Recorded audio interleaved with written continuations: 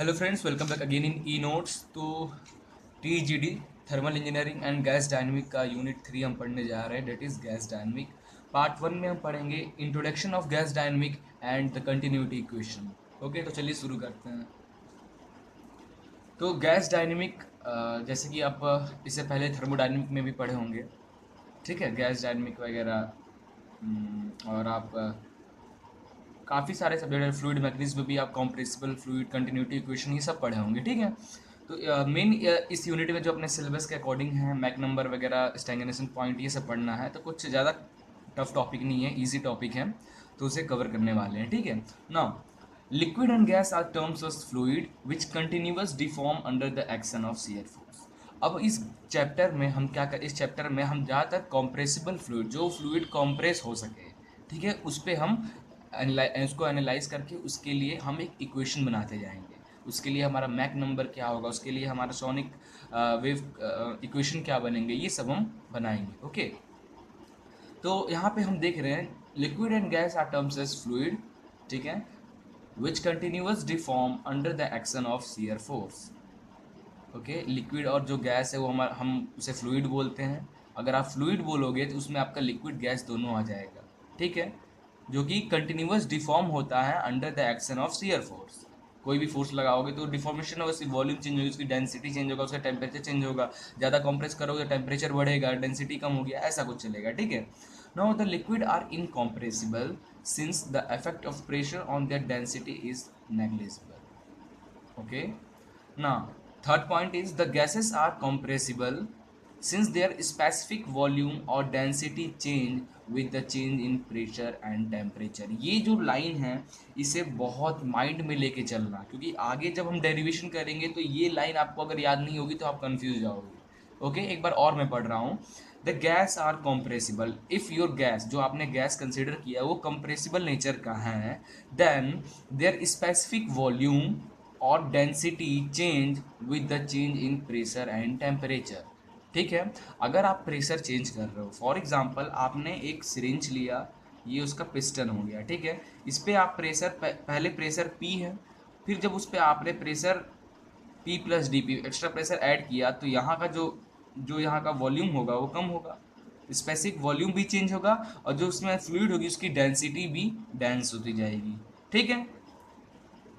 अगर यहाँ से पैक कर दे तो ऐसे, तो जो हमारे स्पेसिफिक वॉल्यूम और जो डेंसिटी है वो हमारे डिपेंड कर रहा है प्रेशर और टेम्परेचर चेंज पे, ठीक है, for the compressible fluid. Okay, now analysis of one dimensional fluid flow of a compressible fluid under steady state. इस यूनिट का कुछ एजप्शंस हैं जो कि हम पढ़ेंगे, अभी आपको एजप्शन बताएंगे, उस एजप्शन को लेते हुए पूरे यूनिट के डेरिवेशन को सॉल्व करना है, ठीक है। In the analysis of compressible fluid flow, the concept of control volume as applied to open system is being used। ठीक है, अब आप पढ़ रहे हो गैस डायनेमिक, और गैस क्या है, कॉम्प्रेसिबल फ्लूइड है ना। तो इस पूरे यूनिट में हम कॉम्प्रेसिबल फ्लूइड के बारे में बात कर रहे हैं और ओपन कंडीशन में बात करेंगे, ठीक है, क्लोज की कंडीशन नहीं, open condition, open system use करते हुए हम काम करेंगे। अब इस यूनिट को पढ़ने के लिए कुछ एजप्शन है, जो डेरिवेशन के लिए वो हम यहीं देख लेते हैं। क्या क्या एजप्शन है। Assumption in analysis of compressible fluid flow under steady state. The flow is one dimensional, आपका जो फ्लो है वो एक ही dimension means x y z direction होता है। तो ऐसा नहीं फ्लूइड आपका तीनों डायरेक्शन में फ्लो हो रहा हो और तब आप इक्वेशन बनाते हो, ऐसा नहीं होना चाहिए। फ्लूइड आपका किसी एक ही डायरेक्शन में फ्लो होना चाहिए, या फिर एक्स में या वाई या जेड, किसी एक में।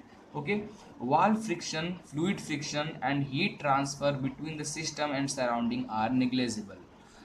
आप जो सिरिंज जैसे मैंने अभी लिया, ये पिस्टन है, तो पिस्टन के कारण ये जो वाल पे कुछ फ्रिक्शन बनेंगे तो फ्रिक्शन भी कंसिडर करना तो चाहिए, बट यहाँ पे हम निग्लिजिबल फ्रिक्शन भी कंसिडर नहीं करेंगे, वाल फ्रिक्शन कंसिडर नहीं करेंगे, फ्लूइड की फ्रिक्शन जो वाल पे होगी उसको भी कंसिडर नहीं करेंगे, और जो हीट ट्रांसफ़र हो रहा होगा from fluid to system to surrounding उसे भी हम नेग्लिजिबल लेके करेंगे, ठीक है। पहला क्या, हमारा फ्लूइड किसी एक ही डायरेक्शन में वन डायमेंशनल होना चाहिए। फ्रिक्शन जो है हमारा wall friction, fluid friction, heat transfer between the system and surrounding are negligible. Okay, and the third is the body forces, that is gravitational forces etc are negligible. Okay, flow is under steady state, जो आपका flow है वो under मतलब steady state होना चाहिए। Steady state condition, steady state क्या होता है, temperature of fluid with respect to time is zero, means all time पे टेम्परेचर आपका कांस्टेंट रहता है, that is steady state. Okay, तो आपका no change in mass with time in the control volume, क्या बोल रहा है, no change in mass means ये बता रहा है मास अपॉन टाइम क्या होना चाहिए, कांस्टेंट होना चाहिए हर एक पॉइंट पे। 1 सेकेंड पे भी मास उतना ही, आप जब 3 सेकेंड बाद भी देखो तो मास उतना ही है, 4 सेकेंड बाद भी देखो तो मास उतना ही है, दिस मीन्स स्टडी स्टेट है। तो ये चार आपको एजप्शन लेके पूरे यूनिट को कवर करना है। ओके, नाउ सबसे पहले अब हम कंटिन्यूटी इक्वेशन डिस्कस करने वाले हैं। आप ये पढ़े होंगे इससे पहले एफएम में, तो कंटिन्यूटी इक्वेशन हो गया, मोमेंटम इक्वेशन हो गया, एनर्जी इक्वेशन हो गया, ये 3 टॉपिक जो है हमारा, ये इस चैप्टर को जो हमारा मेन डेरिवेशन है उसमें हेल्प करेगी। ठीक है, एक्चुअली ये हमें बस माइंड में रखना है कि ये क्या होता है कंटिन्यूटी इक्वेशन और कैसे सॉल्व होता है, मोमेंटम इक्वेशन क्या होता है, एनर्जी इक्वेशन क्या होता है। तो मोमेंटम एनर्जी इक्वेशन ज़्यादा यूज़ नहीं है इसलिए मैं वो आपको नहीं बता रहा हूँ। अब हो तो आप देख लेना, आपके पास बुक होगी तो आप बुक से देख लेना, बट कंटिन्यूटी इक्वेशन में आपको बताऊँ कि इसका यूज़ बहुत जगह है। ठीक है, सो कंटिन्यूटी इक्वेशन के लिए consider a tube of uniform wearing cross section in which the fluid flows. मैंने एक ऐसा टेपर, एक ट्यूब लिया जिसका क्रॉस सेक्शनल अलग अलग है, यहाँ पे क्रॉस सेक्शनल अलग है, यहाँ का क्रॉस सेक्शनल अलग है, इसमें से फ्लूइड फ्लो हो रहा है। तो फ्लूइड यहाँ से इनलेट हो रहा है, ठीक है, फ्लूइड जैसे इनलेट हो रहा है उसका प्रेशर P है, वेलोसिटी V है, एरिया A है, डेंसिटी रो है। और जब वो निकला वहाँ से तो ये डिस्टेंस कवर किया, dx डिस्टेंस, ठीक है, dx डिस्टेंस कवर किया इसका लेंथ ऑफ ट्यूब। तो यहाँ पे जब निकलेगा तो उसका प्रेशर भी चेंज होगा, मीन्स P प्लस dp, उसकी वेलोसिटी भी चेंज होगी C प्लस डी सी, उसकी एरिया भी चेंज होगा क्योंकि एरिया तो वैसे भी दिख रहा चेंज है A प्लस डी ए, और उसकी डेंसिटी कॉमन है चेंज होगा रो प्लस डी पी। अभी जस्ट हमने बात की थी स्पेसिफिक वॉल्यूम और density change with change of pressure and temperature. Okay, now let the properties of a fluid corresponding to pressure, velocity, cross sectional area and density, pressure, velocity, cross sectional area and density P, C, A and rho at inlet, and the length of the tube is dx, length of the tube is dx, therefore mass flow rate into the control volume, these are the control volume। ठीक है, हमने इसे एक control volume मान rectangular shape का ले लिया है जो कि इसे हम बोल रहे हैं कंट्रोल वॉल्यूम, इसके अंदर सब हमारा इक्वल होगा। तो मास फ्लो रेट क्या हो जाएगा, mass flow rate is equal to density area into velocity, पता है ना। मास फ्लो रेट का फॉर्मूला हमेशा याद रखना, density into area into velocity होता है। Density rho, area A, velocity भी सी, इसलिए डेंसिटी एरिया वेलोसिटी है मास फ्लो रेट का। कि देखो ये आपका ट्यूब है, इसमें से फ्लूइड फ्लो हो रहा है तो उस फ्लूइड का मास होगा कुछ, जिस क्रॉस सेक्शन ट्यूब का कुछ क्रॉस सेक्शन एरिया होगा, और फ्लूइड किसी वेलोसिटी से पार होगा उसकी वेलोसिटी भी। ठीक है, तो ये हमारा हो जाता है mass flow rate. Okay, therefore mass flow rate into control rho A C हो गया। ठीक है, mass flow rate at the control volume M naught at the control volume, ये इनलेट का था, एट कंट्रोल वॉल्यूम पे क्या हो जाएगा, बढ़ गया है तो rho plus D rho, A plus D A, C plus D C. ठीक है, तो इसे सॉल्व करोगे, थोड़ा इसे ओपन करोगे तो हमारा ये आएगा, इसे और ओपन करोगे तो हमारा इतना बड़ा कुछ आएगा।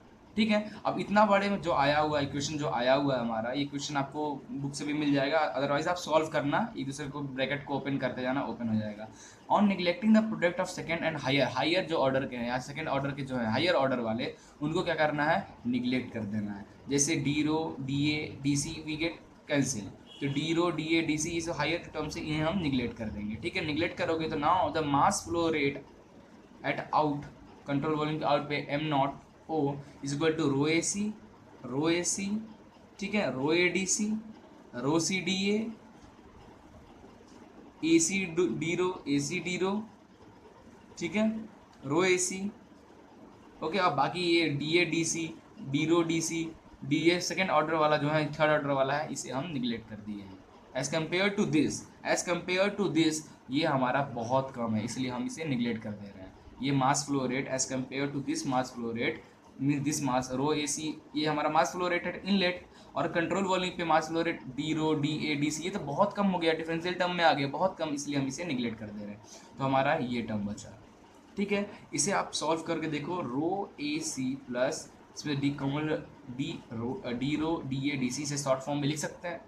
Okay, now from the law of conservation of mass, the mass flow rate in the mass flow rate is must be equal to the mass flow rate out of the control volume, means this mass flow rate at inlet is equal to mass flow rate at outlet according to law of conservation of mass. Therefore rho AC at inlet, mass flow rate at inlet, or rho AC plus d rho AC, this mass flow rate at outlet, दोनों को equal कर दिए। Now equal करोगे, therefore D rho A C is equal to 0 हो जाएगा, दोनों term cut जाएगा, तो ये हो जाएगा ना। और इंटीग्रेटिंग दिस, इसको इंटीग्रेट करोगे तो rho A C is equal to constant. Okay, now this equation is called as continuity equation. Clear?